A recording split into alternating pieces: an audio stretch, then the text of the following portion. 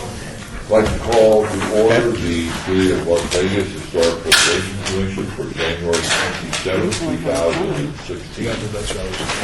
I'm sure. Now noon and 30 seconds. Please call the roll. Chair Stolwell. Here. Vice Chair White. Here. Commissioner Beck. Here. Commissioner Bellis. Excused. Commissioner Cosgrove. Here. Commissioner Housh. Excused. Commissioner Hotchkiss. Excused. Commissioner Clank. Excused. Commissioner Levine. Excused. Commissioner McMullen Arnold. Excused. Commissioner Surface. Excused. Commissioner Mooney. Here. Commissioner Rubenson. Here. And you have a quorum of 6. Okay. You want to go by yourselves? Aye. Item 2, announcement. Are we in compliance with the open meeting law? Yes, we are. All right. Item 3, public comment during this portion of the agenda must be limited to matters on the agenda for action. If you wish to be heard, please come to the microphone and give your name for the record. The amount of discussion as well as the amount of time any single speaker is allowed may be limited. The public is also welcome to make any comments as each of these action items are being heard by the board. Would anybody like to speak? Hearing, seeing none. Item 4, possible action to approve the final minutes by reference to the regular meeting of December the 9th, 2015. For a motion? I move to approve the minutes. Second. Any comments, changes? Hearing none, all those in favor say aye. Aye. Those opposed? Motion carries. Item number 5, HPC 62798 for possible action regarding the election of the chairman of the Historic Preservation Commission. Per the HPC bylaws, as amended on September 25th, 2013, the terms of office of chair are as follows. The chair and the vice chair shall be elected biannually at the first regular meeting in January. The chair and the vice chair shall be elected by a majority vote of the entire commission. The term of the chair and vice chair is 2 years. No commissioner may serve more than 2 full consecutive terms as chair or vice chair. No, there's a quorum, but it's not a majority. Yeah, so keep reading all. The chair will act as the presiding officer at all regular and special commission meetings unless he or she is incapacitated or unable to attend a meeting for any other reason. The chair may appoint an ad hoc to conduct work on a specific topic or activity for a specific period of time. Such subcommittee shall report to the full commission at a regular meeting as deemed necessary. Chair Stolwell has served 1 full term as chair of the HPC. Staff is requesting the HPC elect a chair from the sitting HPC to serve a term of 2 years. Now, Chairman, if I may. Please. You might have heard what she said. We have to have a majority to elect. We need a majority of the full commission, not a majority of who's here. The full commission is 13, I think, right? 12. So that would be 7. Okay. We have 1, 2, 3, 4, 5, 6. So I would suggest maybe that 7. No, she doesn't count. Oh, she doesn't count for that. Sorry, I forgot. So I would maybe you trail these 2 items, 5 and 6, All right. until the end, and see if we pick up enough votes to vote. So in this particular case, Mooney would be able to vote on the matter. On the other items, she would be limited? No. So how do we approve the minutes? Because in that case, it's a majority of who's here. See, in this case, you have a very specific provision in your bylaws that says a majority of the commission must elect the officers. So what else on the agenda can we take action on? Everything else. Not 5, not 6. Okay. The power vested in me, I'd like to trail items 5 and 6 pending the arrival of hopefully another member of the commission, which would move us down into number 7, HPC 63000, for possible action regarding an application of certificate of appropriateness for a master sign plan for the historic West Side School. Courtney? The presenter, Robert Chattel of Chattel Inc., is maybe running a couple of minutes late, but he should be here any minute. Can we hold this item for just a few minutes? Sure, can we call these the Spanish Trail thing? Okay, good start. All right, then let's hold that. Item number 8, HPC 62800, possible action regarding nominating the Reed Whipple Building at 821 Las Vegas Boulevard North to the Nevada State Register of Historic Places and the City of Las Vegas Historic Property Register. Courtney? At the December 9th, 2015 HPC meeting, the Commission requested an item on this month's agenda to direct staff to begin the process to nominate the Reed Whipple Building on the Nevada State Register of Historic Places and the City of Las Vegas Historic Property Register. This is in addition to the request to begin the process to nominate the Reed Whipple Building on the National Register of Historic Places, which was acted on at that December 2015 meeting. The HPC Centennial Legacy Budget Operating Fund balance is $117,309.84, give or take. Local, state, and national register nominations are listed on the approved project list under the operating fund, with $10,000 allocated toward an amendment to the Floyd Land Park at Tule Springs National Register designation to include the old adobe, and $10,000 allocated toward a potential nomination of a mid-century motor court on Fremont Street. If approved, staff will prepare a request for proposals for qualified firms to prepare a nomination report. Once proposals are received, staff will request a revision to the approved projects to include the Reed Whipple Building nomination and will assign a budget amount to that nomination. So the Nevada State Register of Historic Places listing process is pretty straightforward. Applications can be submitted by anyone to the State Historic Preservation Office or SHPO. The SHPO will notify affected property owners and local governments, and they solicit public comment. If the owner or a majority of owners for a district nomination objects, the property cannot be listed. Proposed nominations are reviewed by the HPC, the SHPO, and the Nevada Board of Museums and History, and the length of the state process varies but could take a minimum of 90 days. And just like listing on the National Register, listing on the state register places no obligations on private property owners. For the City of Las Vegas Historic Property Register, an applicant must be made by the owner. Applicants are submitted to the HPC on the next available agenda once the application is submitted and a meeting is held with the owner and the Historic Preservation Officer. The HPC reviews that application, and then at the next meeting they make a recommendation for approval or denial, after which it is scheduled for Planning Commission and City Council. Once a building is listed on the City of Las Vegas Historic Property Register, any building permit or other development or zoning permit that is required for work, the applicant must first obtain the approval of the HPC in accordance with this section, and in the case of proposed work, which in the Historic Preservation Officer's judgment is minor in nature, then the HPO can be the approval authority. Below that is the history of the Reed Whipple Building, which we have gone over in previous meetings. Staff recommends approval of the nominations, or of moving forward to solicit proposals for the nomination and submit the budget request. Question is the way that you outlined it, according to the rules and regulations, but indicates that if the owner doesn't want to go forward with it, that the owner could simply say, I don't want to go forward with it. Correct.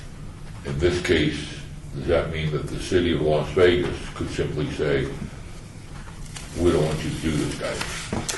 Correct. They would have to submit, the City of Las Vegas would have to submit the application to the Commission. Who is the City of Las Vegas? Are you, or on our behalf, or the City Council is a vote by the Council to move forward with the application, or is it done administratively, or? Typically with other applications that we've done in the past, it's signed by the City Manager. And But I don't know that we have a straightforward policy on that. Chairman, if I may, Please. I suppose it would, generally speaking, let me say it this way, generally speaking, Betsy sends us applications, right? I suppose if there were folks on the City Council that were interested in the item, or folks in the city manager's office are interested in the item, those folks would speak to Betsy about whether or not she should in fact submit or not. This is a recommending body, and as such, this would be a recommendation to the city as to where to go with the Reed Whipple building. Now, the funding is for the nomination. If the nomination report determines that the building is not eligible, then there would be nothing beyond that at that point. If it determines that it's eligible, then we would pick up the conversation at that point with the city and determine if they want to move forward. This is for the state and city. We have already approved the one for the National Register, have we not? Right. Does that require the owners to sign off as well? It does not. In the past, SHPO has had a policy that if the owner opposes, then it won't move forward. I'm not sure where that policy is now, but I know on the website for the state nominations, it specifically says if the owner opposes, they will not move forward. So I'm just trying to get my arms around the whole register process.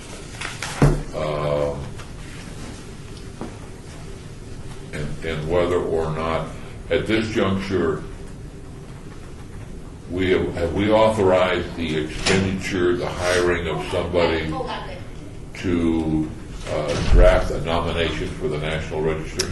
What you've authorized is for me to solicit proposals, and then what I'm going to do is come back once I have the proposals and request the revisions in the budget to allocate the funding towards that project based on the proposals, and then we begin the report process. Will the ones today and the National Register, will they all be clumped together? Yeah, and that was the purpose of having this meeting as well and holding off on the National Register one so that we can clump them together.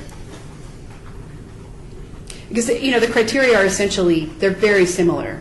So Well, the only difference is that the city manager could put the kibosh on the city and the state register, but not necessarily on the federal register. I will have to double check on that for you. Chairman, let me just read you something from our code regarding this and the city council's role in this, and then maybe that will help. Once the application for designation is received, and that's down the road, right? But once the application for designation is received by the Historic Preservation Officer, a pre-app meeting is scheduled with the planning department. If the Historic Preservation Officer, Courtney, determines that the building meets the criteria as outlined in 1910-150, and it's within her discretion, she works for folks at the city, the application is scheduled for consideration by the HPC at the next available meeting. So she determines it meets the criteria of our code. She puts it on for your review. You review it. If the HPC recommends approval, the application is scheduled for consideration by the Planning Commission and the City Council with final action. And there's an appeal period. So That's for the city and the state. at the end of the day, the City Council is the one that is going to make the final determination on city registry. I don't know about stuff. I just don't know enough about state registry to tell you if it's state registry. If the City Council will be forwarding for the state, national is different. So city I can tell you, national I can tell you. I actually don't know about the state. National is the same as the state according to the National Park Service website. If the owner or a majority of owners objects, then the property cannot be listed. But the difference is that anybody can submit an application, a nomination application for national and state. With city, the property owner has to submit the application. Because we affect property rights. Right. Right? We make people, when they want to make changes to the building, we make them come here first. And so that would be the reason we need the property owner to assent. Okay, look for any further questions. So approval today is us recommending to the city that we keep moving forward. Yeah. Correct? That I seek proposals to complete the nomination report, and then once I have that amount, then I come back with a revised budget for approval. How long do you think that would take roughly? 30 days, 60 days? I'm hoping that I can have something by the February meeting. That depends on how long it takes to get some proposals back. Okay. All right. So move to approve. Okay. Do you have a second? Second. We have a second. Further discussion? General public? Hearing none, all those in favor say aye.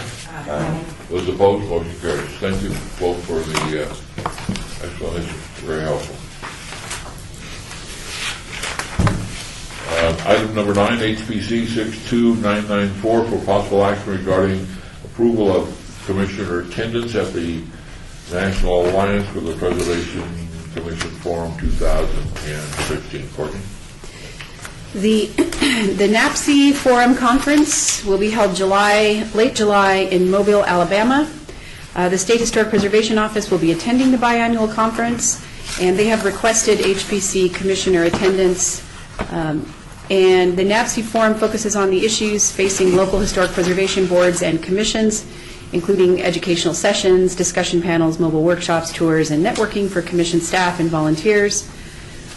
Conference information is attached to the staff report and can also be found at their website. If you recall, some of you, if you were on the commission, I think in 2005, we had a camp session with NAPSI, and they're a really great organization. They also do the Alliance reviews that are submitted in your packets. So I've heard really good things about the forum. I've never attended one. The estimated cost for one commissioner to attend forum is $1,750 with no per diem for food. The HPC has approved $7,500 for commissioner training in the HPC budget. Below that is the estimated cost. Staff recommends approval of at least one commissioner. Of course, SHPO is hoping for 2, but that's depending on your discretion, budget. You're going? I am not. Oh, I thought you were going. I'm not going. So do we select a person as part of the motion? Well, we don't have to. If you want to recommend sending 1 or 2 commissioners, I can reach out to the commissioners and see who would like to attend. If there are more than that would be allotted, I guess you would have to vote. What's that? If there are more? If there are more, if all 12 want to go. Oh, yes, And there's yes. one spot, I Yes. suppose either have bare knuckle fighting or we can Right, vote. the octagon of death. Would you televise that? I don't know who's fighting to go to Mobile, Alabama in July, but I'll go. yeah. So we're voting Should we care? on funding, or we're voting on funding up to 2? However many you want to send. But SHPO SHPO wasn't saying you have to send 2 commissioners. They were saying it would be really good if every time we had one of these conferences, if you could send a couple of commissioners. So, And you can't go nope, because, personal. oh, okay. Yeah. So there's no rule or regulation? No, just I won't be here. Okay. Well, we look for a motion to approve, and then we'll need to survey the commissioners to see who would be available. It'd be great to do that. I move that we send 2. All right. I second. We have a motion to send 2. Part of that motion is that we'll send out a note to each member of the committee. In accordance with the open meeting law. In accordance with the open meeting law. And don't reply to all. Further comments from the general public? Commissioners? Hearing none, all those in favor say aye. Aye. Those opposed, motion carries. Item 10, report by Harrison House, Inc. regarding status of the Harrison House Historic Preservation Commission Centennial Legacy Grant for publication and events. Courtney? We have a representative from Harrison House, Inc. to provide the update. Thank you, everybody. It's my pleasure to be here. I want to give you an update on what we're doing. Could you state your name for the record, Sorry. please? My name is David Sharp. I'm the president of the Harrison House. And I'm working to make this event a success that the former president, Stanton Wilkerson, has inaugurated. There's a revised budget that we need to submit. My conversations with Courtney is that what Stanton had provided does match exactly with the numbers that we have come up with, or the items that we want to include in the grant. Our budget is going to be right at the $4,020 to put the event on, but it's going to be a little bit different items to provide the nut that we need to baseline the event so we can have the donors start to add additional funds for our progress. What we're going to do is use the $4,020 for event posters and advertisements. That we have some drafts here of what we're going to print out and post in various cyclery stops and viewings and such for people that actively want to bike.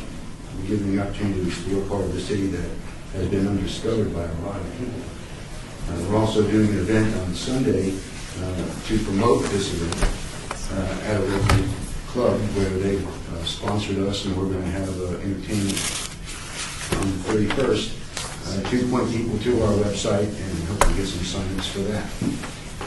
On the budget, one of the things that I seek some clarity on to include in the budget is what we need to do to have all the support from Metro and those things that absolutely need to happen as our priorities to include in the budget. So any assistance that I can have to do that, this is my first time doing this, so I need a little bit of guidance to make those numbers not aware of, to make us aware of them so I can include them in the budget. And I'm going to accept any questions that you have about this. We're moving along very nicely, and looking forward to it. This is the inaugural of an event that we want to have every year to bring focus to this. We've had discussions to support yesterday in the Springs Preserve, where we will kick off from. We have their support. We're working on doing the amphitheater to host a band for 2 hours as people come to stage, and then go through the event, culminating through the historic Mormon Fort, and then end at the RTC for a ride back with public transit if necessary. Courtney, I was looking for sort of, I couldn't find a description of the original grant, what it covers or its primary focus. Do we have that somewhere? We do. I can email it to you after the meeting. Okay. It was essentially for costs associated with hosting the event. There was food and beverage, T-shirts, marketing. I think was not specifically included. There was just it was just the cost associated with hosting the event. And once they got into kind of the meat of things, they had discovered that there were some costs or some of the monies had to be kind of reallocated to other things, like for instance the permits for Metro, those types of things that they weren't aware of until they started working on the event. And you've had a chance to look at that? I did, and I gave him some feedback on that, and suggested that he resubmit a revised budget for approval at the next meeting. Okay. That's what I'm going to do. What was a big change is Stanton, the former president, had pretty much an allocation of an unspecified amount for catering. We've wiped that out completely. We're going to use the local providers of catering at the Springs Preserve. So it's not in our focus whatsoever. But our most urgent need and priority is Metro coverage and all the things we need to put the event on properly, and then followed by the promotional event that we need to get it out there. That's what we're requesting. And the goal of the event is to establish an annual Bike the Pioneer Trail event for cyclists that would like to come and explore that part of the city on bicycles. So in the bike route is where? They start at the Springs Preserve, Oh. go along the historic Pioneer Trail at different stops Okay. for a way for people. When I talk to people about the Harrison House, they go, "What is that?" And they've been in town for so many years, and they just don't understand what significant part of the story and the culture is there for people to discover. So we want to put an event that will encourage people to come and have a safe experience to open their eyes to this. So you're going to start at the beginning and go to the end of the Pioneer Trail? Yes. Anticipate roughly how many people on bikes would be your... We're targeting an initial focus of 200. We're hoping to get more. And depending on how successful our outreach is for that, we may have more.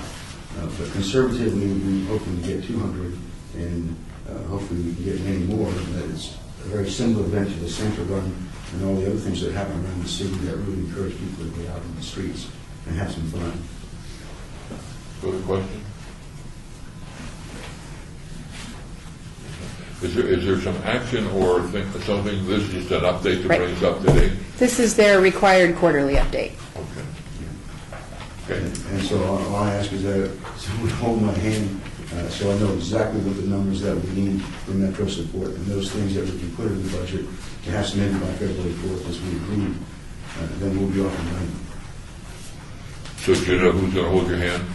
I'm I'm helping. I'm helping Okay. I hand thought you were hold. looking maybe for somebody at football all right. Appreciate the update. Any questions from the general public? Christie or... Yeah. From the commission? Hearing none, thank you. Look forward to your appearance next month. Thank you very much. I think we can move to item number 6. Actually, item number 5. Right. Oh, yes. So we have 2 items to elect a chair and to elect a vice chair. The process is pretty straightforward. We look for nominations, and then we vote. In this case, it would have to be unanimous. You Okay. need 7, remember, you need a majority of the entirety of the commission, so that would be unanimous vote today. What's that? Let enjoy life. All right, so we need a nomination for chair. I nominate Bob Stovall as chair. I second. Further nominations? Hearing none. All those in favor say aye. Aye. Aye.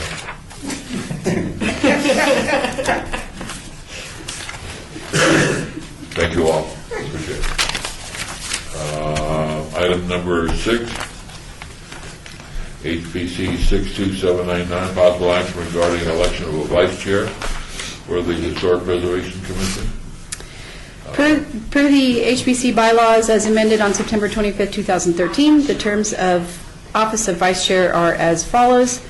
The chair and the vice chair shall be elected biannually, and at the first regular meeting in January, they shall be elected by a majority vote of the entire commission. The term of the chair and vice chair is 2 years. No commissioner may serve more than 2 full consecutive terms as chair or vice chair. The duties of the vice chair: the vice chair shall act as presiding officer at any regular or special meeting of the commission in the absence of the chair, and staff recommends taking appropriate action. I'd like to nominate Clay T. White for vice chair. Second.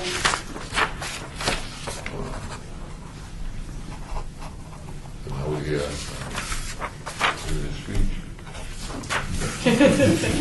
Do we have further nominations? Hearing none. All those in favor say aye. Aye. Aye. It's unanimous. Thank you. Thank you. Thank you. This, of course, will be our last term.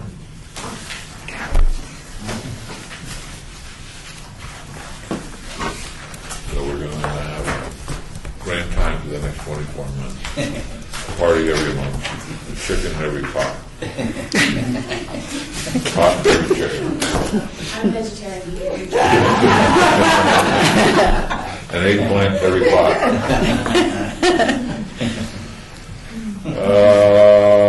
I also see that we have item number 7, HPC 63000, possible action regarding an application for a certificate of appropriateness for a master sign plan for the historic West Side School. Courtney? The City of Las Vegas is requesting approval of an application for a certificate of appropriateness for a master sign plan for the historic West Side School property. Master sign plans are required for certain types of development in order to allow the Planning Commission and City Council to ensure the appropriate relationships among building elevations, signage, and circulation. Master sign plans encourage integrated signage with an emphasis on wall signs and central identification signage rather than multiple freestanding signs along the street frontage in order to reduce clutter. A master sign plan is required for the historic West Side School because of the possibilities for multiple tenants and to allow for tenants to identify themselves along West Washington Avenue and D Street. The current application includes a number of signs which Robert Chattel from Chattel Inc. will present to the Commission today. One note is that the Historic Preservation Officer has reviewed the application for compliance with the City of Las Vegas Unified Development Code 19.10.150 and has found the master sign plan to be compatible with the recognized distinctive character of the building. Planning staff has reviewed the master sign plan for compliance with the City of Las Vegas Unified Development Code Chapter 19.10.020, which state that standards for signage within the CV district shall be the same as those indicated in the professional office district with certain additional standards, has determined that the master sign plan meets all requirements contained therein with the following exception. The multiple hanging blade signs are not specifically indicated for the professional office zoning district and are subject to the review and approval of the Planning Commission as part of the master sign plan application. So, therefore, this application will be forwarded to the Planning Commission with the recommendation of the Historic Preservation Commission and staff. The Historic Preservation Officer recommends approval because it meets the Historic Preservation Code. And now I will turn it over to Robert Chattel. Welcome. Thank you very much. Good afternoon. For the record, you are who? I'm Robert Chattel, and I'm a consultant to KME Architects, who are the project architects for the City of Las Vegas on the historic West Side School rehabilitation. There she is.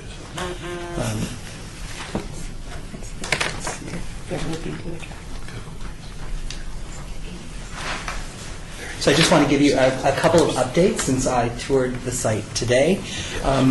We are currently working on rehabilitation of the 1923 building, which is in the upper right, the one with the shaped doorway.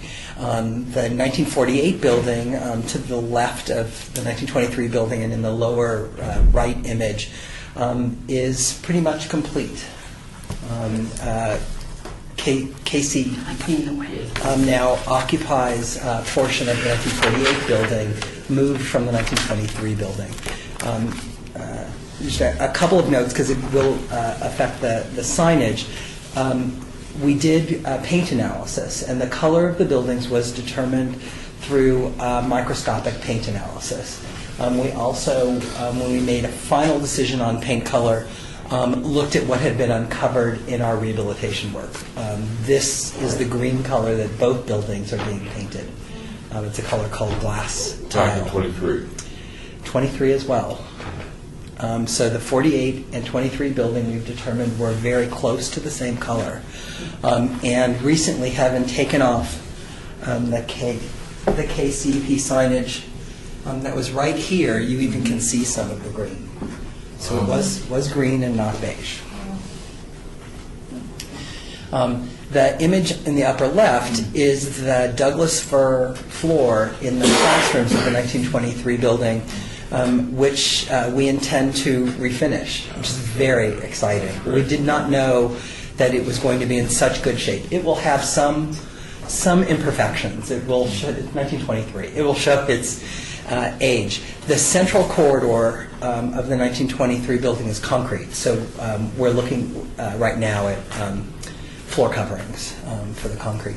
I did want to also show you at least one image of the wonderful new windows. I don't know if you've driven past, but in the 1948 building, 99% of the windows had been blocked in over the years, and we've installed new banks of windows that we're all very pleased at how they look. They're not operable. I think they were historically operable. Those are insulated glazed units with plant-on muttons, but exceptionally well done. The manufacturer was Arcadia. Representative of the State Historic Preservation Office was down in September, October of last year. We were all very pleased. Jim Bertolini was the person who came down. So we're all very pleased with the progress of that work. On the 1923 building, those windows are wood, but generally from a 1970s, 1980s period, not original, but we're retaining them. They're non-operable, and we're adding what's called magnetite, a clear acrylic product to the interior to create essentially a storm window, an insulated unit. So retaining the windows that we have, not necessarily historic, but resemble historic windows. Again, for me, the building 23, those windows are not the original windows. They were changed. If you, but they're good. They look good. Is the location and size the same? Yeah, as the originals, yes. Okay. They were replacements that are 40 years old at this point. But we're retaining them. They'll be non-operable as well. So they're getting essentially a storm window on the interior. It's called magnetite. It's an acrylic panel that we already put on the 4 original windows in the 1948 building. So the 5 signage types that you're going to see today, you need to stand up, include a monument sign, and I may not go in quite this order, a monument sign, a wayfinding sign, tenant signage, doorway signs, we're calling them wall signs, dedication plaques, and the blade signs, which I think I might call them pedestrian signs. So there's 5 types of signs that we're asking you to review and hopefully approve today. So the first is the monument sign. The city code requires that this be 75 square feet. No more than 75 square feet each side, each face. This would be placed as it shows in that small image on the left. It's approximately 14 feet from the inside edge of the sidewalk, placed proximate to the front but off to the east in front of the 1923 building. It's approximately 9 feet tall and 9 feet wide. It has a shaped arch very similar to the entrance. This colored image is not part of your package. We just got it as a shop drawing from the manufacturer, and we have a number of comments about it. So let me just tell you what our direction is, and we'd really like your input probably on each of the 5 types, and then maybe you could take an action at the end. So my recommendation has been, this is a metal cabinet, likely constructed of painted aluminum. The front of the 1923 building and the front of the 1948 building are not fenced, so they're open to the street. So they won't be behind a fence. You can walk up from the sidewalk to the front door, which you haven't been able to do in, I think, a very long time. If you look at this drawing closely, and I'm sorry you can't read what it says that the metal cabinet would be textured to look like stucco. I've recommended against that. I've recommended it be a simple painted finish. It would be the brown color that we determined through paint analysis, which is called Brevity Brown.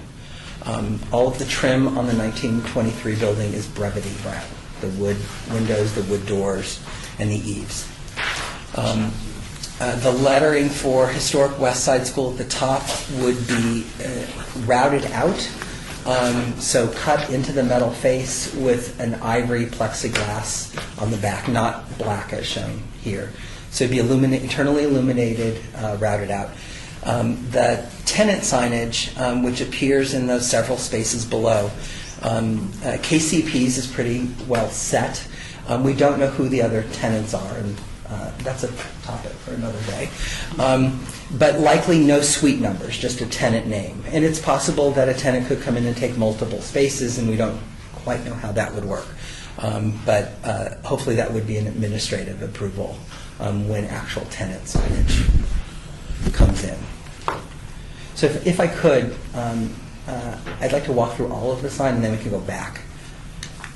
And this is the side elevation, so that rectangular panel at the bottom does project slightly forward and aligns with the cap on top. It has approximately an 8-inch concrete curb that supports it. The next sign is located north of the 1923 building, and it is wayfinding signage for tenants in the complex. So these would, in fact, have suite numbers, because once you've parked in the parking lot and you arrive at the rear patio area, then the tenant suite number actually makes sense. So again, KCP would be set. This is not internally illuminated, and I'll give you an example of what this would be like. So steel tube post support structure, again, likely an aluminum fabrication, all painted the Brevity brown color.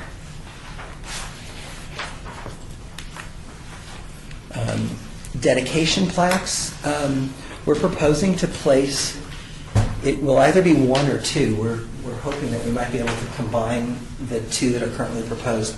Dedication plaques, this is the original dedication plaque from 1948. We're proposing to locate the new dedication plaques to the right, which is between two vertically oriented. I notice you have the city council there. Why? That's the standard for city dedication plaques. Isn't funding coming from the Centennial Commission? Yes. So is the funding agency where the money to refurbish all the schools, are they going to be recognized?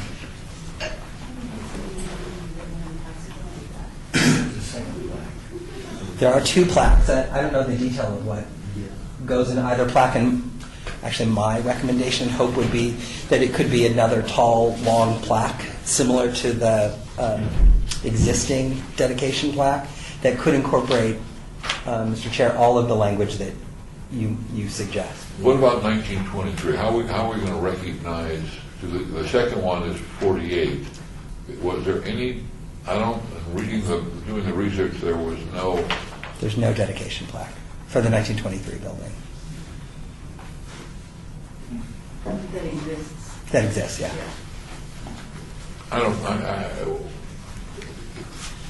If I could, why don't I walk through the other, and we obviously welcome all of your comments. I just want to note that on sheet ASK 045, detail 6, which shows the location proposed on the building for these plaques, the plaque on the left is the existing plaque. It's just a reference to the existing plaque. It's behind the post, which is shown kind of cut there. So I thought before I go into the next few images that I would show you some of our approaches to how the signs might be detailed. So there are door signs that will be mounted on a plaque, and our plan is to use a background that would be permanently installed on the building and then have a faceplate that can be changed out as tenants change. So with a tamper-resistant screw, that's our intent for the signs you're going to see in just a minute. For the blade signs, I think I call them pedestrian signs, these are some examples that gave us inspiration for the type of sign that's proposed. In speaking with the State Historic Preservation Office, we might end up with something that is canvas in lieu of more solid material, but we certainly welcome your input on that. So let me walk through these additional signs. So in the locations at the courtyard and at the face of the north and south elevations of the 1923 building, we would be placing a tenant name and logo plaque shown here, approximately 2 feet by 2 feet, 1 foot 8 inches tall, 2 feet wide, and it would be permanently mounted to the wall. It would have a changeable face, so as tenants change, we wouldn't have to remove that permanently mounted door sign. So we would also have a coordinating suite number in a separate sign, which is shown just below, which I think is already approved as part of the permit set of drawing.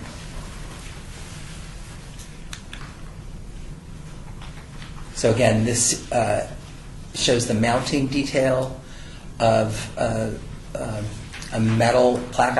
I'm going to assume that it's aluminum, and the painted face would be the Brevity brown. All of it would be painted Brevity brown in color. And lastly, these are the pedestrian blade signs shown at 1 foot 9 inches wide by 2 feet 6 inches tall. The plan would be to hang them from the eave. So this is the east elevation, and actually one is proposed for this location. So it would hang from the eave. There would be at least an 8-foot minimum clearance under the sign. And there's the potential, given the number of classrooms, former classrooms that we have for potential business or retail use, commercial or retail use, 8 locations where those signs would be placed.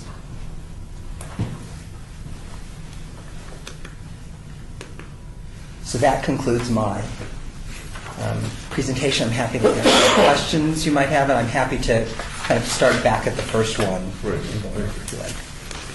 Commissioner? Why is the state suggesting that the blade signs be canvas, which are going to suffer wind damage? I think that's a good question. I don't know. I'm just letting you know that was one of the comments that they had. We've only informally reviewed this with them thus far. The reason why the State Historic Preservation Office would review the project is because there was I'm sorry, I don't know what it's now called, but the Commission for Cultural Affairs gave a grant some years ago, so there's a covenant review. We've also proposed a potential tax credit, federal historic tax credit for the property. Unlikely that will be useful moving forward, so we may not submit our final application in that process. So that's why we would ask for the SHPO to weigh in.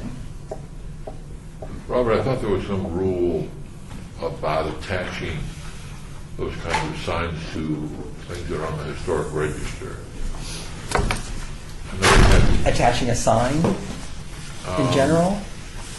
It had to do with Fallon and the historic structure there that's been turned into a music hall, and they wanted to attach the Lariat Motel sign, which is a great piece of art, but there was some rule about attaching it would diminish something. I'm sort of going back several years. Well, I can tell you my experience on the Mob Museum with there are 4 large banner signs, and those were the most signage that we got in the federal tax credit review, which is fairly substantial. And the challenge there, as here, is converting, in that case, in the case of the Mob Museum, converting a federal building into a museum and having to make it feel much more public and announce the use. Similarly here, it was a single purpose use. It was a school. So now with multiple tenants, we need to come up with some appropriate and discreet way, hopefully consistent way of providing identity for the tenants, ways to change out the signage that's logical, that causes minimal damage and doesn't detract from the character of the building. What we've heard from the Office of Business Development is the need to have signage on D Street. And once somebody gets in the courtyard, I think they'll be able to find their way pretty well. The challenge is what's the public face? Do you put bus wrap on the windows? Do you have signage on the interior of the glass that might vary from tenant to tenant? And at least for our team in developing this package, we wanted to come up with a system that could be easily changed out. You could only have that sign, have a very controlled tenant guideline in terms of what I would cross can the move street forward. with an arrow pointing. Or a person with one of those arrows. Yeah. So what kind of signage do you use at the Fifth Street School? There's signage by every door. There is a large monument sign on Las Vegas Boulevard, and it's not Clark. It's right on the corner of Las Vegas. It's Clark, right? Yeah. Okay. There's a large monument sign there.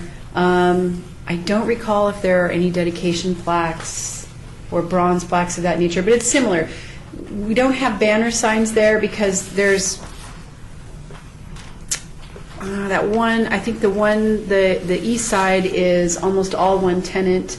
We had a tenant in the past ask us if they could do some additional signage on 4th Street, but it never came to the commission. What we're concerned about is if you have multiple tenants in the building, especially the ones that are along D Street, if you're driving down D Street, if you're driving past Washington, you just see that monument sign. It's really kind of too small to read all the tenants. And you turn right on D, you're not going to have any idea who's in those spaces. And it would be, as a potential tenant, you would want to make sure that you had some identity, because it'd be very hard to have people notice that you're even there. So the sign is at the corner of Washington and D? The monument sign? Yes. That is on Washington. It's to the right of the front facade of the 1923 building. So it's right there. Yeah. It's shown in that drawing. So it's right, here's the 1923 building, and so it's right here, and it's perpendicular to Washington. So as you're coming here, you can see that sign, but you'll probably be driving, at such a speed that you're not going to be able to read all of the tenants. So then I make a right turn on D. Right. Correct. And then I'm going to see which sign? Then you're going to see the banner blade signs. Like the Starbucks? No. Right, Yeah, like well, like these. probably something pretty close to this if we end up doing a fabric type of sign. So, and if it's not going to be fabric, it's going to look like...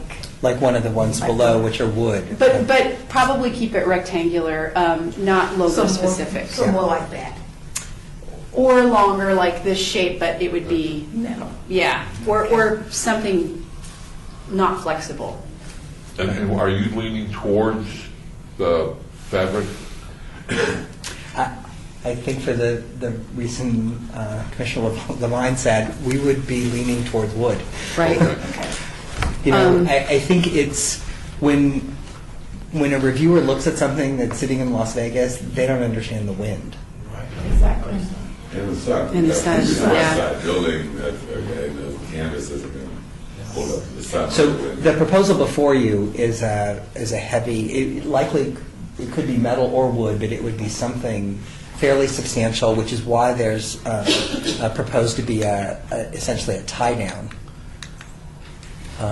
a pole at the bottom, because it could swing also, which would be lovely, except not here. And how many would we see? 8? I think that there were... Over 100 feet, 200 feet? So we're going to see 8 individual signs on D? Right. Two, essentially between each classroom, along the D Street side, there are groups of classrooms, so they, at least where we've suggested placing them, would be at the end of each block of classroom windows, such as the bank that you see there. Okay. So they wouldn't be in the middle of the window, they'd be between windows. And if there are no tenants, we will put a sign that says, something like West Side School, historic West Side School, or, advertising an event or something of that nature. So you won't see naked hardware. Okay. And so I wasn't objecting in the least to the premise of a blade sign, only to So then I continue driving and I make the next right turn. Yeah. And then and the next one is what? You can actually, we've created a driveway just Okay. north of the school. Okay. So instead of having to go all the way to Jefferson, you can turn right in between that school and the former Variety Daycare property. Okay. There's now, there'll be a driveway right here, and you can come in, this is the gate into the park. That's the gate, the artist design gate, is right there at that north So not the old entrance. entrance, there's a new entrance now? Well, C Street has been kind of, swallowed up into the new parking area because we increased the parking over here. So before, you would take C Street and then you would just turn into the parking. Right. Now that's the old entrance. We're maintaining that street grid. So you would come in at the, where C Street was, and then there's the big artist design gate right there that was designed by Zach Ostrovsky. And that driveway aligns with Adams Street, east-west. Okay. Other questions?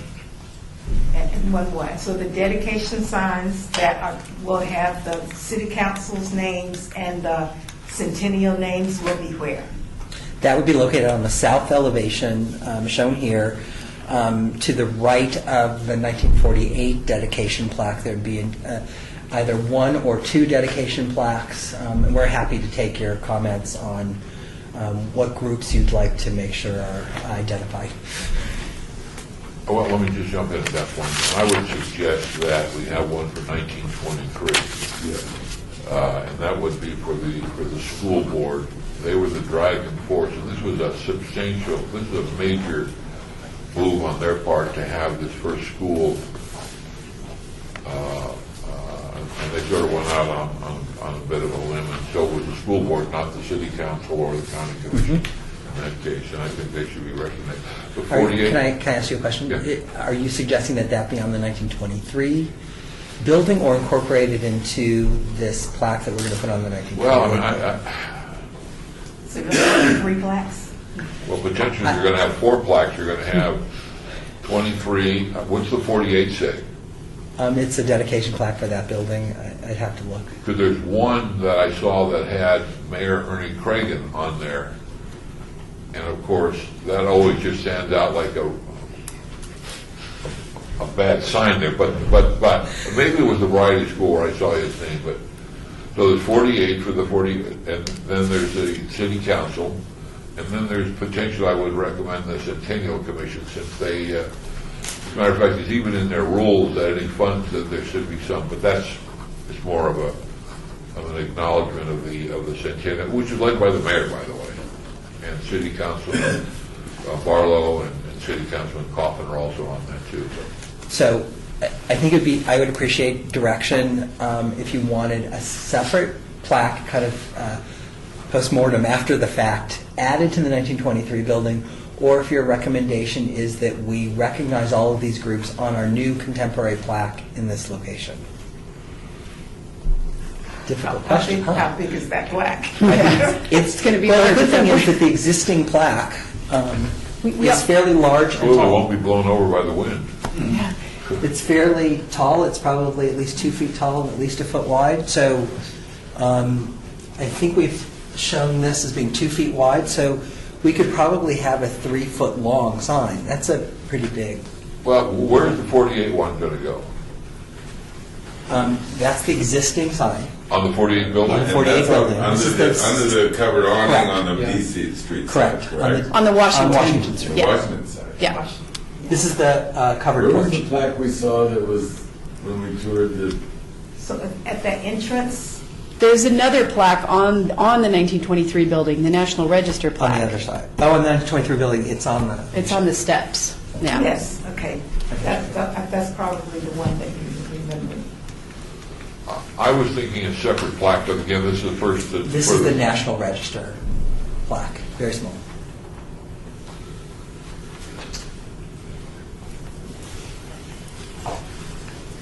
Well, the 48 is going on the 48 building, so that's already natural. It's already there. It's already there.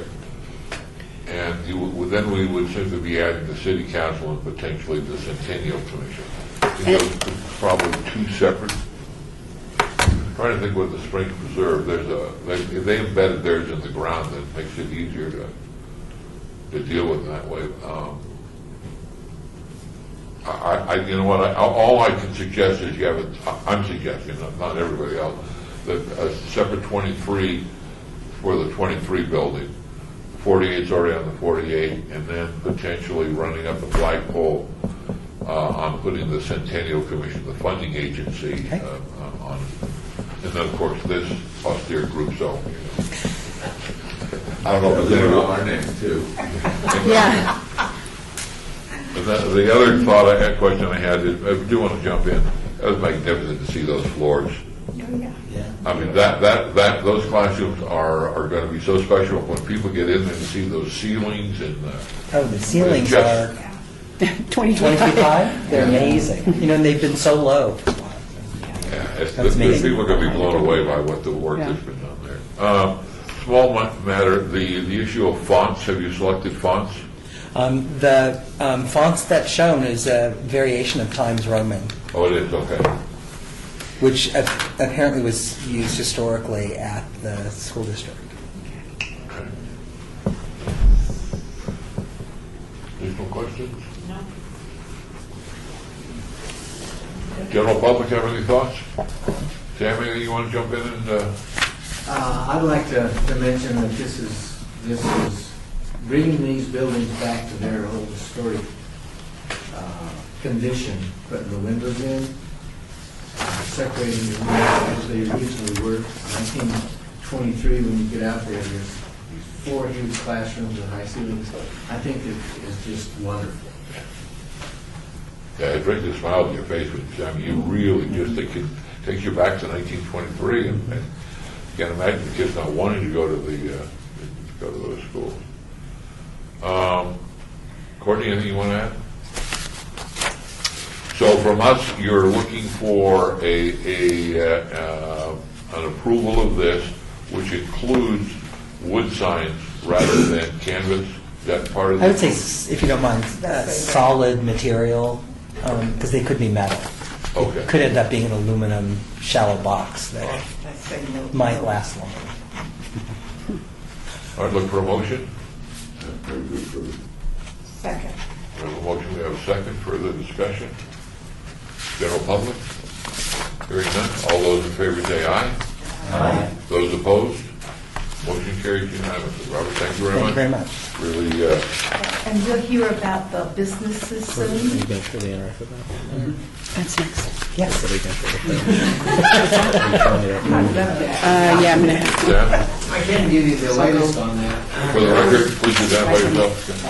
Sam Coleman, Jorge can find Office of Business Development put out a RFP, request for proposals, for possible tenants. They did receive some respondents. They have been reviewed, and because it was a public RFP, no other possible tenants could be entertained until that process ended. Well, that has ended, and it's turned out that there were 2 possible tenants who submitted a request, and it was determined that they were non-responsive, so now it's open for anybody to come in. We'd like to find people who would like to move in. We don't have any at this point besides KCEP who are there, so we're now in a situation where we can solicit and encourage any tenant to go into this building. Well, now you have some signage back to, that you would help to let them know about that, because I'm sure it'd be a key question for them to ask. Thank you. Sam, just to let you know, I have the furnace. I found the 1923 book on the furnace. The boiler. The boiler? Yes. We were out there today looking at the boiler, and what's happening with the boiler is that, it's in its original rusted condition. Patina. And we are planning on pretty well keeping it that. We're going to put a rust inhibitor on it, but we're not going to try to make it look brand new. And the original plaque and stuff will be there, so I'd like to see that book. Yep. Thank you much. It was state of the art, quite frankly, at that time. Oh, it was Yeah. fuel oil. We know it's fuel oil because we found the fuel oil tank during construction that was all over. But we've been paid for it. Thank you. Great job, Jen. Thank you. Thanks, guys. Bye. 4, 5, 6, 7, 8, 9, 10. We should be on 11. Report by the Department of Planning regarding Las Vegas historic sites and planning cases interactive map.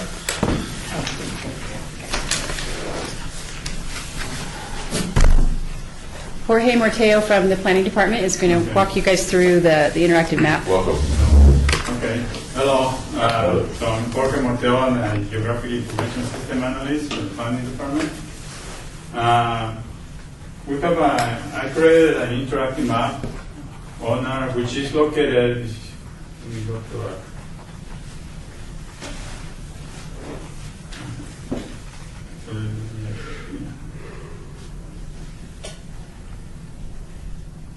I'm going to show you where it's located, where you can access. I'm going to close this.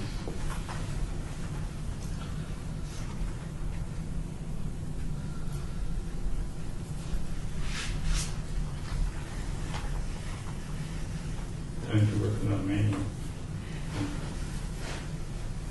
I went to the site last night. It didn't seem to be active. I mean, you can see the picture, but you can't click on anything. It's kind of strange, but it should be. Usually, when I go to, it usually works all the time. But I'm not sure when I work. I was working with it this morning and it was working. Okay, I went through this. I went through here, then to the agenda, and clicked on this thing, and I tried to hit the little dots, and nothing would come up. I did the same thing and it worked just You did? fine this morning. Okay. So basically Okay. the way to get to it.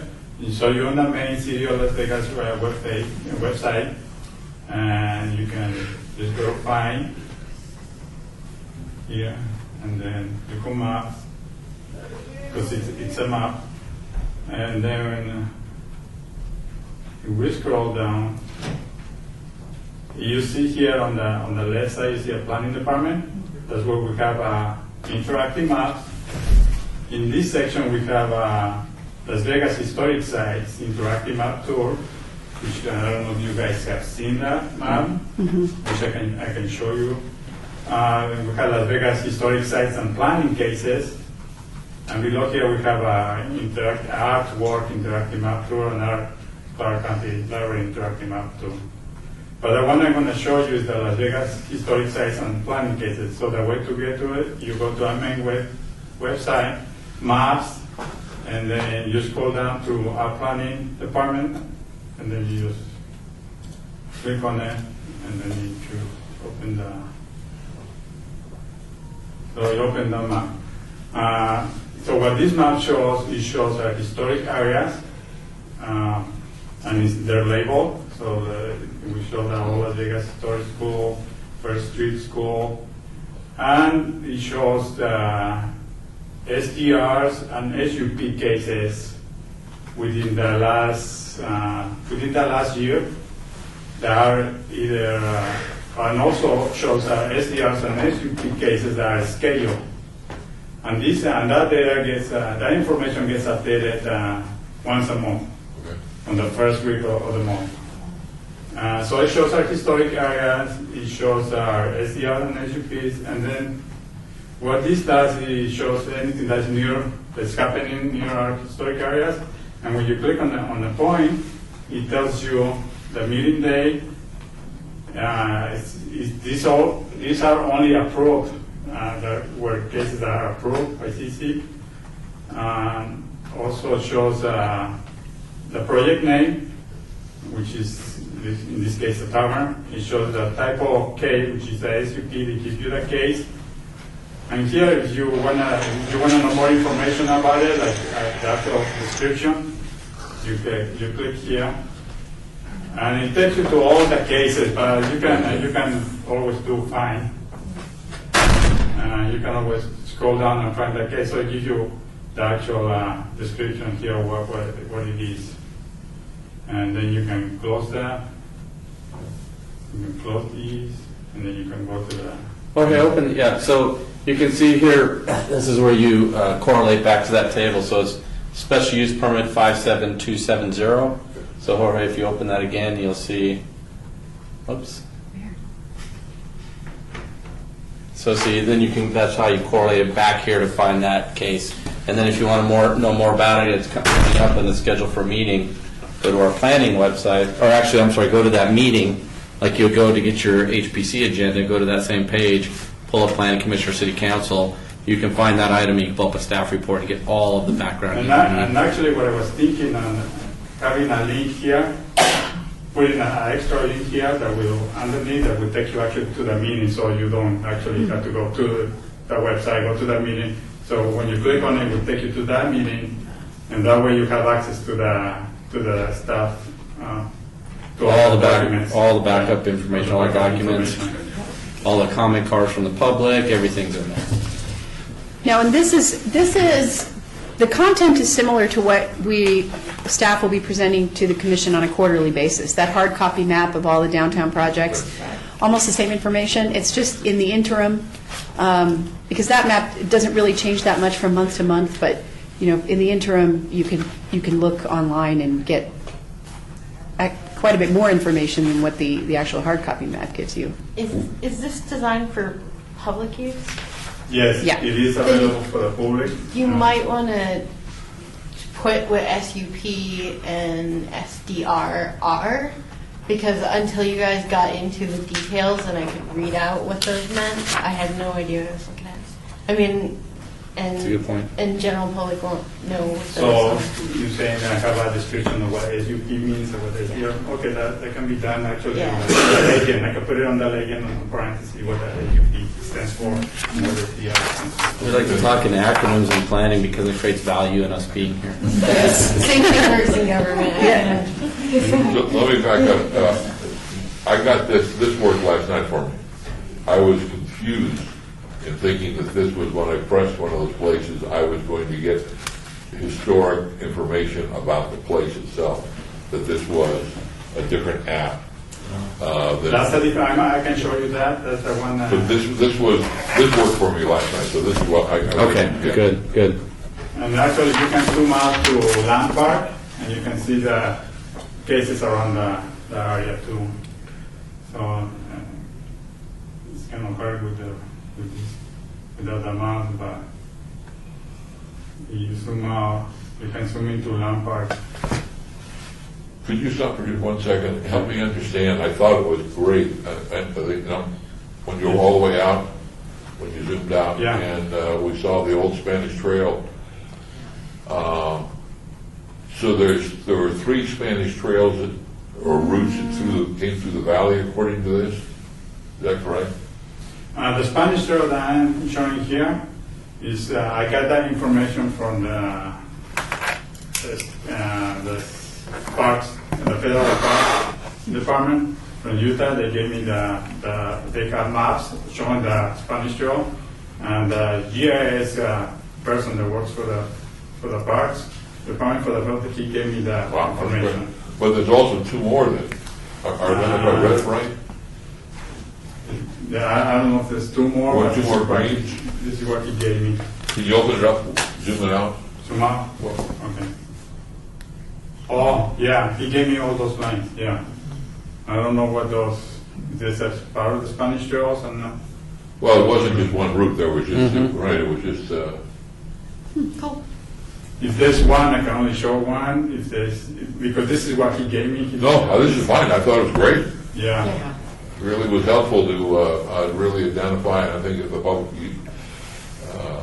that's pretty accurate from all the things I've read.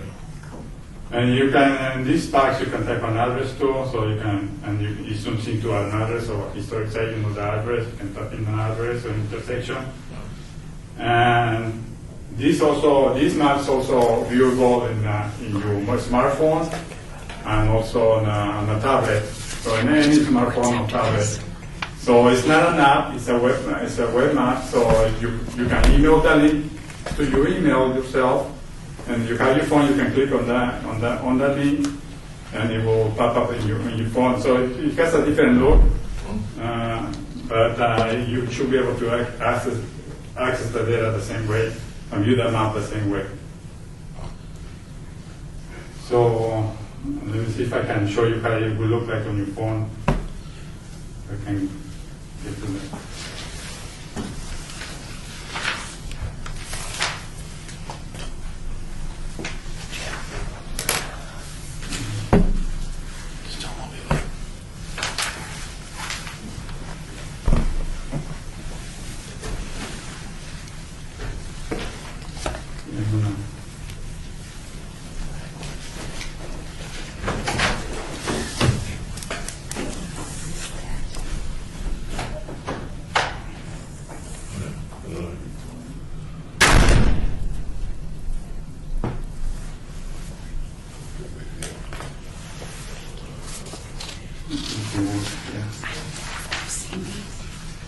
So this is how it will look like on your phone.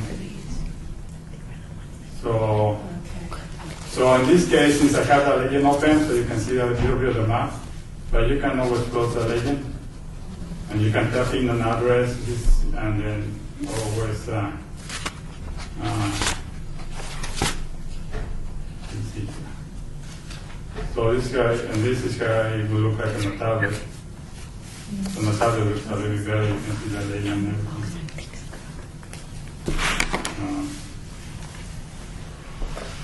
Right? Right? Let me go back. Thoughts? That's, let me see, also, let me go back to, back to navigation.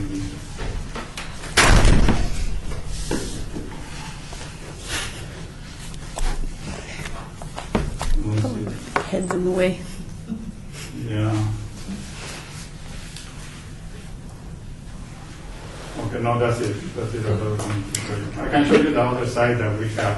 Well, actually, keep that open, because that's the next item, the historic sites one. Oh, okay. Yeah, we'll need that just to kind of show. Okay, so that's the biggest historic sites and planning cases, and that's and you can access to anybody can access it. Public, anybody should be able to access that data. All right, we're on item 11. Any questions regarding the presentation? We stand now. Any thoughts? All right, so, all right, so we have another whole product that we had a meeting on last week that, all right, but anybody can go to here and easily see whether there's any planning stuff happening regarding the sites that are already designated. Yes. So that would be the purpose of using this app. Yes. And it's open, and it's there for the public, but Yes. not being promoted the way the next thing is going to be. Okay. So we can always put a link of a planning site and historic site area. We can put like a Las Vegas interacting, Las Vegas historic sites and planning cases. So when people go to a historic site, you can just click on the link and it comes out the map. That way, because I know our website sometimes it's hard to find stuff because it's already in there.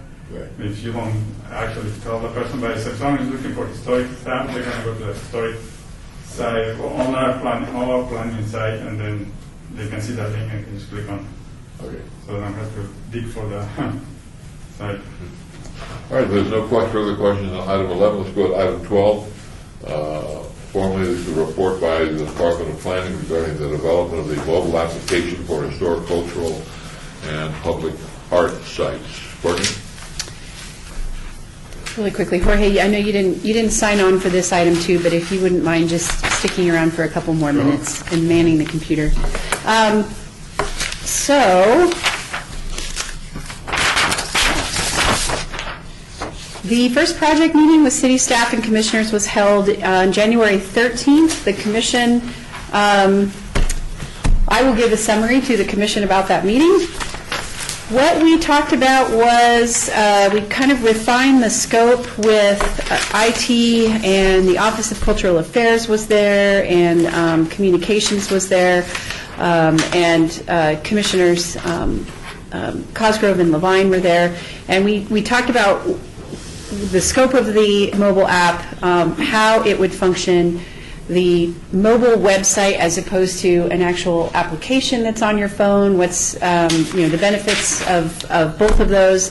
And we decided that it looks like we're going to go with the web format for a few reasons. So web format is easier to update. You can update them like every 30 seconds if you want to.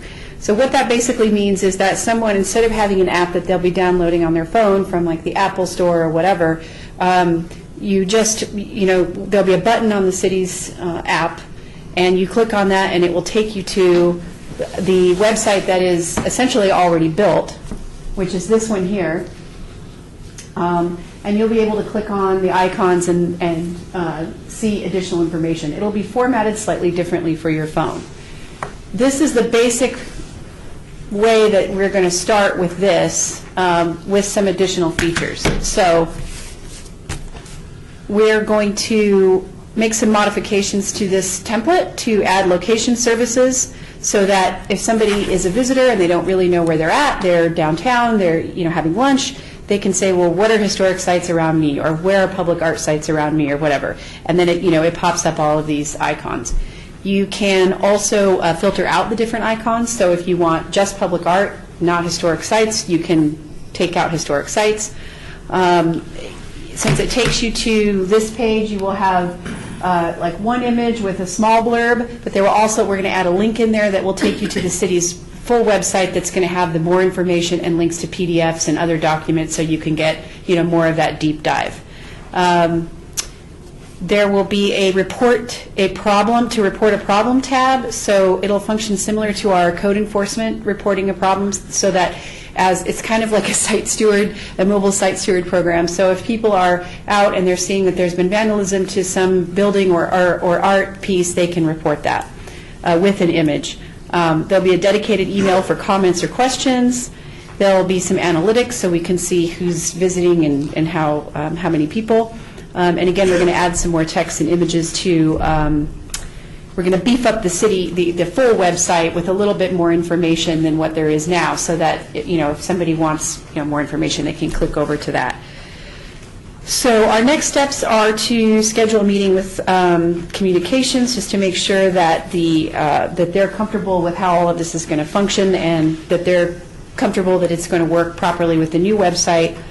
I've prepared the scope for the research consultant who's going to be compiling the existing information that we have, and then also doing some research on the museums and galleries and compiling the public art sites so that we can add the additional content.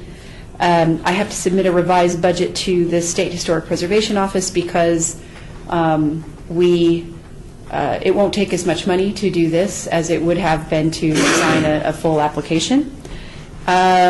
And there's some admin stuff that we have to do, and that's pretty much it. So it takes, with grant programs, it always takes excruciatingly slow to kind of get rolling, and then once you get to the top of that hill, everything starts going pretty quickly. So I think we're going to be moving pretty quickly from here on out. I was real pleased to see that this already exists, and that we're not creating a whole new monster over here in the form of an app per se. There's tons of more content that we can feed up here, and we can revise the content. We can add new things whenever we want as we prepare for it.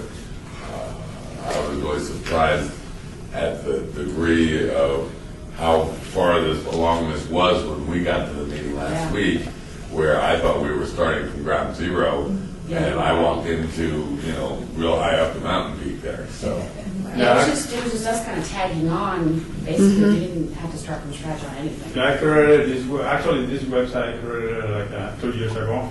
It's been up for 2 years, and it's access to the public. You access the same way. You go to main page, maps, interactive maps, and there's Las Vegas historic site tour map. we know that on the old city website, nobody can find anything. Yeah.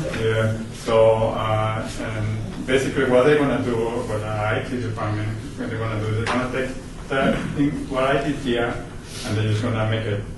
They're going to add more stuff and make it more so you can access more stuff through the link.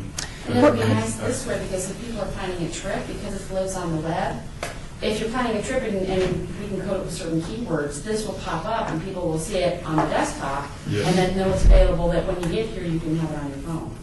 Can you show them what it will look like on the phone? Yes. Just a typical iPhone or something. While we're doing that, have we vetted the content? We haven't even gathered the additional content yet. I mean, the existing content. Not recently, but that's hopefully what the researcher will do. We you guys, or we? Or, I'm sorry to interrupt this. When you say have we, do you mean the royal we, like everybody, or? Has the content been vetted by someone?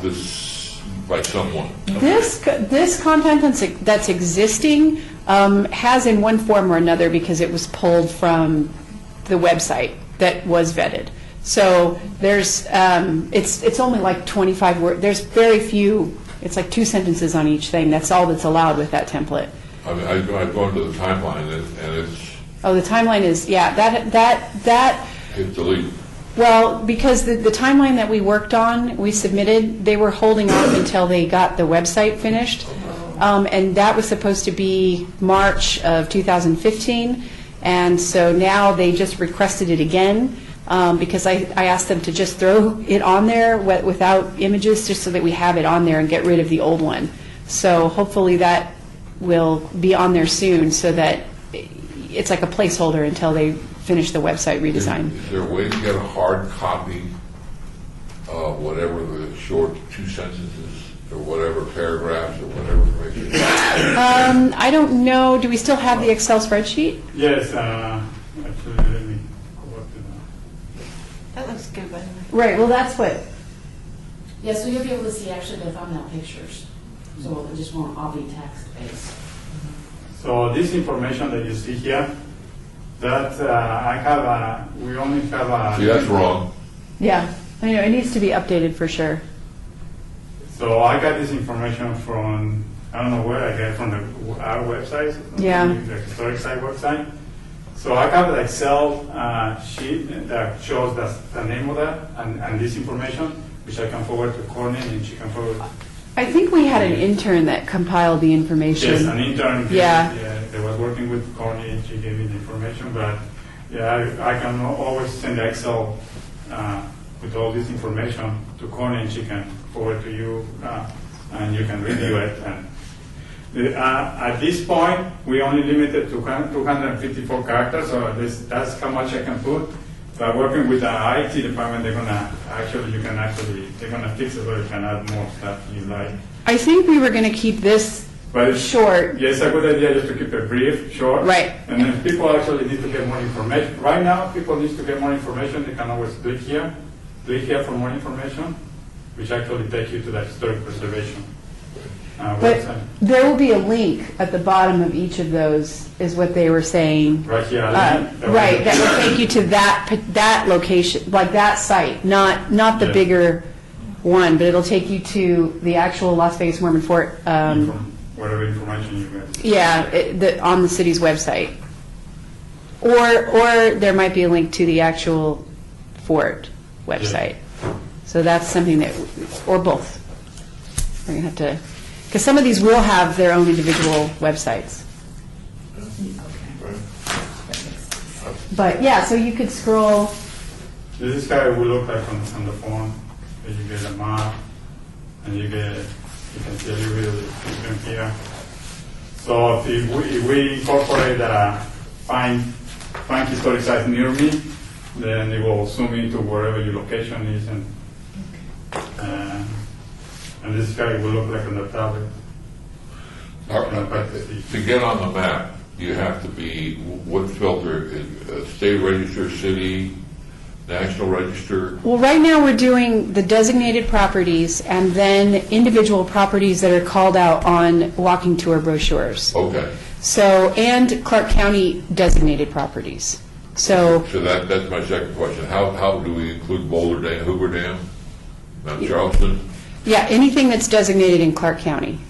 Okay. Yeah, that's what I'm hoping, because we, and like Jorge had mentioned in the meeting, we don't want to do galleries and museums in Clark County and those types of things, because we really can't control when they start making changes to their public art and their content, but things like designated historic sites really aren't going to change. And you know, we'll work with our Office of Cultural Affairs to make sure that we're as up to date as possible on the art stuff. But it's easier for us to coordinate internally on our City of Las Vegas resources as opposed to Clark County. So we're just sticking to those historic properties. And our artwork location on the Interactive Map has a similar look, so you can actually go to our artwork. Yeah, it's almost the same. It's the same way. Oh, okay. So we're going to kind of incorporate both. So you really want to see a historic site, you see. You want to see our work location, you can just see our work location. And museum too, again, we're going to add museum. Right. See? Question, comment? So we're thinking this would be useful for visitors. So people who come, they don't want to gamble anymore, they want to do something, you just pull out your phone, you can see.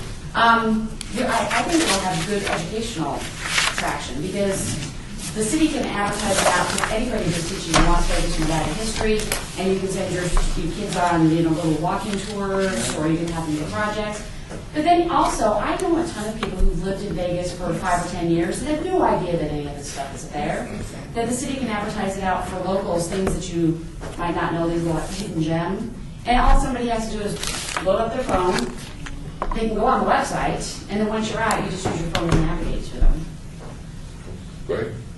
Yeah, and you just need the URL, you don't need an app or anything. Your browser will take it there. So we're happy. We thought we would be starting from scratch. Yeah. Oh, So we're looking at this, going to be ready to rock and roll when? Well, all the money has to be spent by the end of June, I believe, so, yeah, I know. All of the money. The grant has to be, the work has to be completed by June, so all the invoices have to be submitted and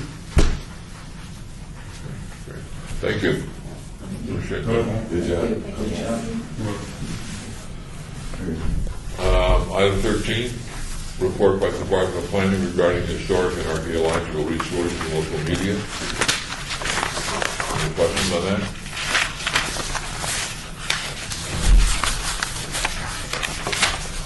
Item 14, report by the Department of Planning regarding project update list. I reported on the grant. The Adobe, you're aware that the reconstruction is complete. Our next step is to catalog the artifacts and create and install an interpretive sign. And I think that's it. Yeah, nice job on the Adobe. That's really good. Had a chance to go out there and take a look at it. It's just Looks good, huh? looks like it's going to stay there forever, by the way. I know, right? Yeah, the city of Las Vegas tweets it out a lot, and not only do they say it doesn't look great, but they always highlight that it came in under budget. Oh, yeah, I know. I know, it's their favorite thing. Item 15, discussion regarding topics for future agenda items by the Historic Preservation Commission. Comments made during this portion of the agenda by individual commission members shall refer solely to proposals for future agenda items, and any discussion shall be limited to whether or not such proposed items are within the purview of the commission. I've got two things. Anybody else? The first thing is that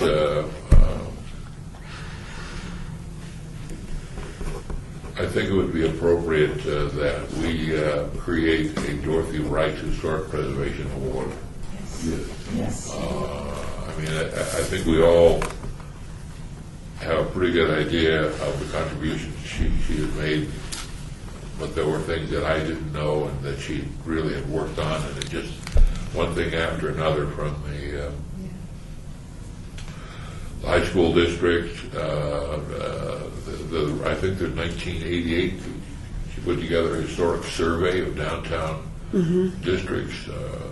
Her work with La Concha, with the Neon Museum, her book, just has really accomplished a lot that will last a long time in this community. I just think it would be great to, so if we could put that on the agenda to create what category we could all think that would be appropriate for that.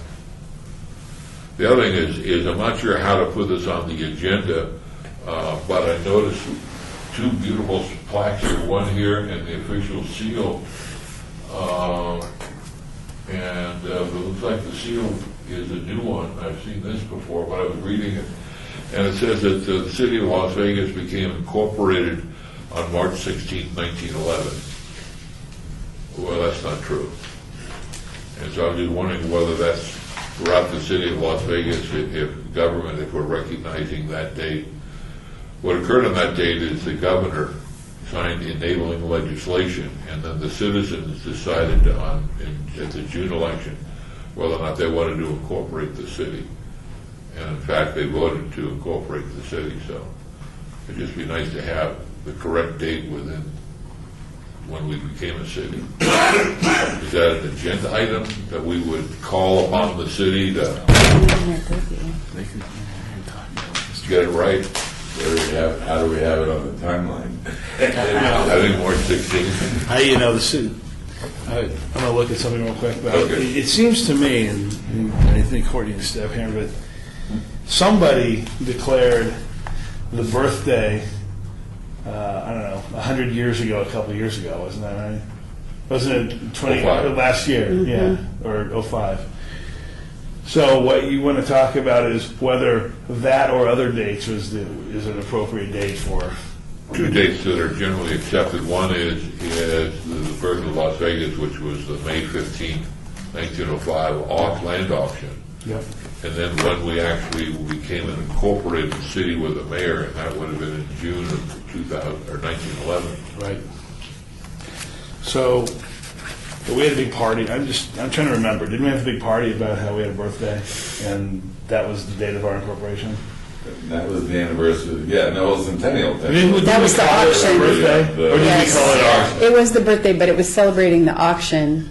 Okay. They called it the Sorry, birthday, I'm right, sorry yes. to be so naive about this, but I know that we had a couple different dates floating around. And I even recall this body talking a bit about which was the appropriate date and why, at least somebody saying, why are we having the birthday today and not a different Well, I day? mean, there is a birthday that really is legitimate when we became a city, an incorporated city, when we had our first mayor. Before that, we had a town board, who was run by Lincoln County.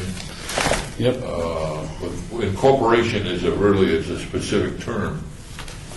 It'd just be nice if we put the word out to the rest of the city government that they can celebrate it in June, not in March. As we are the Historic Preservation Commission. But what can we do to change that? Well, no, I think you want to just have a conversation about it, right? Yes. Come out, and then if there's some action you want to take, maybe we think about how we take that action, and then we come back.